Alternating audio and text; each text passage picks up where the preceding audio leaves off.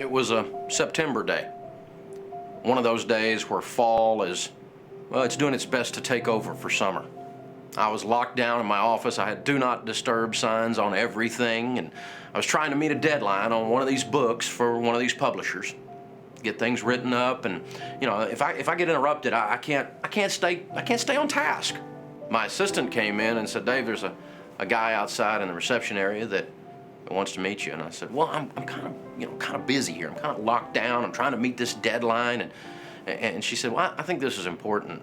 And well, I know by now if she thinks it's important that I need to go check it out." I admit my attitude wasn't perfect, but okay, I'm gonna go over here and put the happy face on, and I'm kind of grousing across the lobby and been interrupted. You know how it is. Everybody's kind of that way, I guess. I get over there, I walk into our reception area, and this young guy stands up in the middle of September with a stocking cap on. And his pretty little wife stands up beside him, and I said, "Well, hi, I'm Dave." And he said, "My name's Steve. I'm Steve Manus." And he said, "I just wanted to stop by and tell you thank you." I'm thinking, thanking me for what? And he said, "Dave, you changed our lives.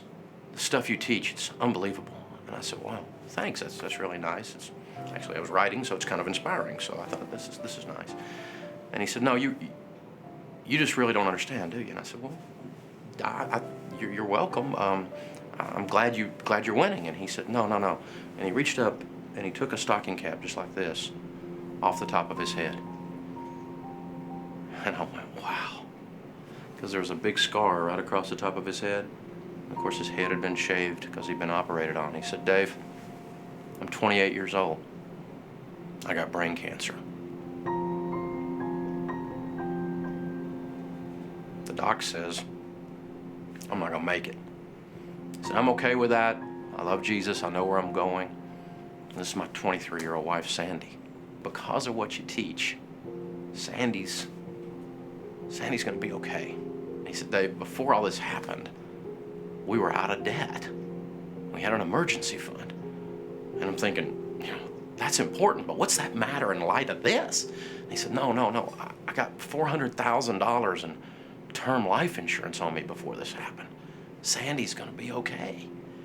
And we got an HSA, we got a good health savings program, and so 100% of my medical bills have been paid, and everything's gonna be okay financially." He said, "You don't know how much easier it makes it to fight cancer when you're doing it from that kind of a setting. Thank you." Well, Steve Manus and I became friends right then.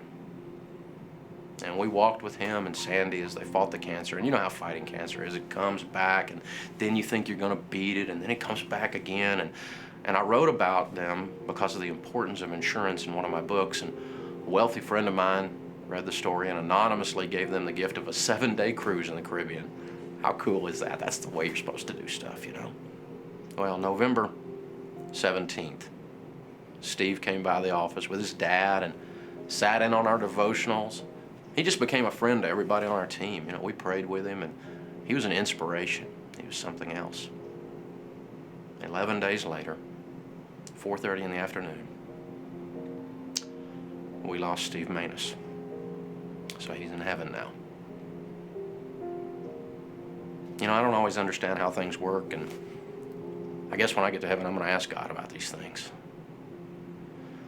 Because if he had lived just 3 more days, we'd have been able to introduce him to his son, Whitten. Sandy and Whitten, it's a sad story, but they're doing really well. Whitten's a little pistol, kind of like his dad. You see, the things that we talk about around here, it's about life. Don't confuse financial planning with doing the right thing for your family.